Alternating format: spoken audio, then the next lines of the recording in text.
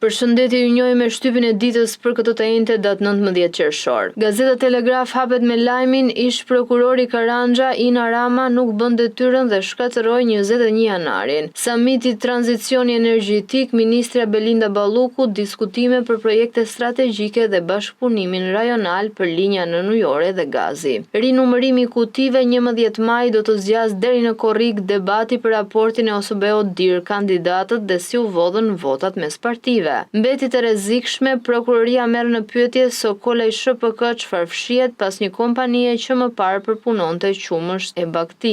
Në gazetën Dita mund të lexoni: një tuf broçkullash mbi mediat. A mund ta çaktivizoj programin bërthamor të Iranit një sulm ndaj impjantit sekret nën toksor Fordov? Pas dështimeve në Ukrainë dhe në lindjen e mesme, Trump mund t'i kthehet Kosovës. Shqipëria në 11 vendet më të plakura të Europës u moshuan 4 herë më shumë se BE.